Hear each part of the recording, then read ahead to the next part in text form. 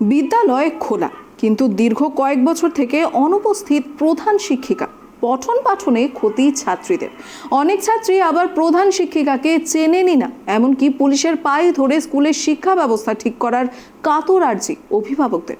এমনই আশ্চর্যময় অভিযোগ দক্ষিণ 24 পরগনার কুলতলি করুণাময়ী বালিকা বিদ্যালয়ের প্রধান শিক্ষিকার। বছরখানেক পর শনিবার বিদ্যালয়ে প্রধান শিক্ষিকাকে দেখতে পেয়ে অভিভাবকেরা আটকে মারধরের পাশাপাশি মোবাইল কেড়ে নেওয়ার অভিযোগ উঠছে অভিভাবকদের বিরুদ্ধে। এক রিপোর্ট। দক্ষিণ 24 পরগনার কুলতলি করুণাময়ী বালিকা বিদ্যায়তনের প্রধান শিক্ষিকাকে স্কুলে আটকে মারধর করা এবং মোবাইল কেড়ে নেওয়া হয় বলে অভিযোগ।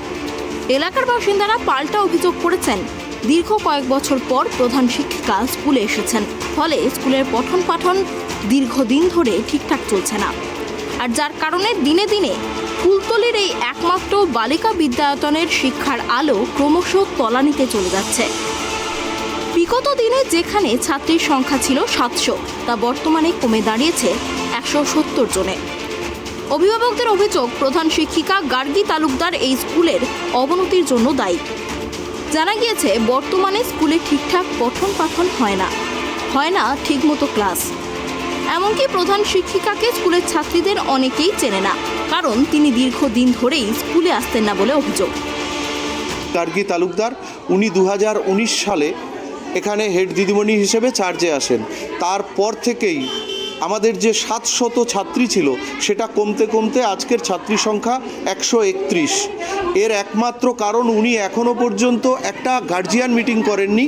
কেন, ওনাকে জানতে চাইলে উনি বলেন এটা অশিক্ষিত এলাকা, একসঙ্গে এত মানুষ যদি ঢুকিয়ে দিই একটা ঘরের মধ্যে বা গার্জিয়ান মিটিং করি তাহলে সেটা পশু সুলভ একটা আচরণ হবে, ওরা নিজেদের মধ্যে খাওয়াখাওয়ি মারামারি করবে, তাই গার্জিয়ান মিটিং হবে না। এবং যদি ব্যক্তিগতভাবে আমরা কখনো এসে থাকি অভিভাবক হিসেবে, আমাদেরকে কোনো প্রশ্ন করতে দেন না, জোর করে প্রশ্ন করলে উনি একবার আমাকেও বলেছেন যে আপনাকে ধর্ষণের কেসে আমি ফাঁসাবো, আমার প্রসঙ্গে আপনি কোনো কথা বলবেন না। উনি লাস্ট 4 বছরে 40 দিনও এই স্কুলে উপস্থিত হননি। এদিন শনিবার স্কুলের প্রধান শিক্ষিকা এসেছেন দীর্ঘদিন পর। এই খবর ছড়িয়ে পড়ে গোটা গ্রামে। তারপরেই ছাত্রীদের অভিভাবকরা একে একে জড়ো হন স্কুলের মেন গেটে তালা মেরে বিক্ষোভ দেখাতে শুরু করেন তারা। খবর পেয়ে মইপিট কোস্টাল থানার পুলিশ ঘটনাস্থলে পৌঁছয়। কোস্টাল থানার ওসি স্বপন বিশ্বাসের পা জড়িয়ে ধরেন ছাত্রীর অভিভাবকরা। পুলিশকে করুণ আর্তি অভিভাবকদের। স্কুল বাঁচানোর জন্য স্কুলের পঠন পাঠন যাতে ঠিকভাবে চলে তার জন্য আপনি কিছু করুন। গোটা পরিস্থিতি সামাল দিয়ে প্রধান শিক্ষিকাকে উদ্ধার করে পুলিশ। 1 বছরে আগে এসেছিল, দেখেছি এখানে মিটিং করলো, করার পরে আমরা যদি কিছু বলতে যাই ও বলে তোমরা মূর্খ মানুষ, তোমাদের কোনো কথা চলবে না। উনি একাই শিক্ষিত, আমরা সবাই মূর্খ। তা আজকের আসলাম, আজকের টিউবওয়েল সারানো হবে বলে আগে প্রধান সাহেব এসেছিল। প্রধান সাহেব আসতে আমরা কানাকানি শুনলাম এখানে গন্ডগোল লেগেছে, তাই আমরা আসলাম। এসে দেখলাম উনি ভিডিও করছে, ফোনে ভিডিও করছে, ওইটা দেখলাম। দেখে ওনাকে জিজ্ঞাসা করা হলো যে তুমি এরকম করছো কেন? বলে আমাদের এখানে টিউবওয়েল সারানোর কোনো দরকার নেই, আর আমাদের ওখানে কি এটা মেয়েদের স্কুল, মেয়েরাই, তাহলে আমরাই বলবো না, তোমাদের কথাই তোমরা মূর্খ মানুষ, তোমাদের কোনো কথা বলতে দেবো না। পাশাপাশি স্কুলের এক ছাত্রীর কথায় প্রায় 1.5 বছর থেকে স্কুলের প্রধান শিক্ষিকা স্কুলে আসতেন না, যার কারণে সিংহভাগ ছাত্রী স্কুল ছেড়ে চলে গেছে।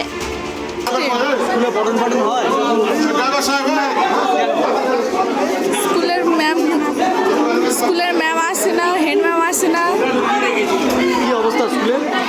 স্কুলের খুব খারাপ অবস্থা, কোনো বাচ্চারাও আসে না, সব বাচ্চা চলে গিয়েছে। ম্যাম কম, তারপর হেড ম্যাম আসে না বলে সবাই চলে গিয়েছে। 1.5 বছর মতো। অন্যদিকে প্রধান শিক্ষিকা গার্গী তালুকদার অভিভাবক ও ছাত্রীদের সমস্ত অভিযোগ অস্বীকার করে তিনি বলেন, তার সঙ্গে অভব্য আচরণ করেছেন ছাত্রীদের অভিভাবকরা, এমনকি তাকে মারধর পর্যন্ত করা হয়েছে বলে অভিযোগ করেন তিনি। 4 বছর আমি কি কাজ করেছি, আমার কাছে ব্যাগ সে ব্যাগ বাড়িতে ভরে রয়েছে, আপনাদেরকে সব দেখাতে পারি। ছাত্র গার্জেনের দাবি যে আপনি অ্যাটেন্ডেন্স খাতা নিয়ে চলে গেছেন, কেন? না, সেটা নয়, ভুল কথা বলছে ওরা। মাঝখানে আমাকে স্কুল থেকে বলা হয়েছিল ওখান থেকে বোর্ড থেকে সার্ভিস বুকগুলো রেডি করতে। আমাকে তখন আমাদের যেহেতু আমাদের 3 জনের সার্ভিস বুক খুব ইমিডিয়েট তৈরি করার কথা ছিল। একটা মেয়ে এক্স টিচার চলে গেছিল আর 2 জন পেনশনার আছে। তখন আমাকে অ্যাটেন্ডেন্সের লিভটা না দিলে এবং অ্যাটেন্ডেন্স রোল না দেখালে সেটা আমাকে করা যায় না। কিন্তু আপনি 1.5 বছর স্কুলে আসেননি। না, এটা ভুল কথা। 1.5 বছর, এটা একদম মিথ্যা কথা।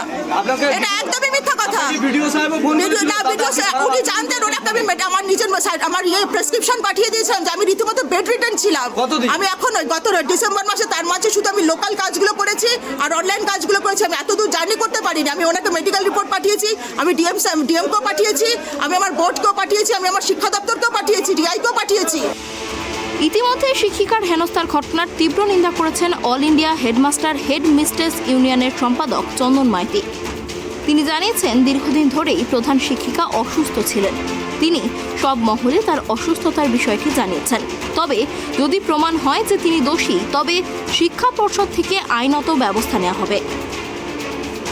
গালগ্রি তালুকদার, প্রধান শিক্ষিকা, দেবীপুর করুণাময়ী বালিকা বিদ্যায়তন, কুলতলি ব্লক, দক্ষিণ 24 পরগনা। তিনি আজ শারীরিকভাবে আক্রান্ত হলেন স্কুলের মধ্যেই, এবং সেখানে পুলিশ প্রশাসনের সামনে ঘটনাটা ঘটেছে। গ্রামবাসীদের একাংশকে ক্ষিপ্ত করে বিডিও সাহেব নিজে নেতৃত্ব দিয়ে বিগত দিন ধরে তিনি যখন তখন ঢুকছিলেন ওই স্কুলে, তাকে আক্রমণ করিয়েছেন গ্রামবাসীদের দিয়ে। এটা চলতে পারে না।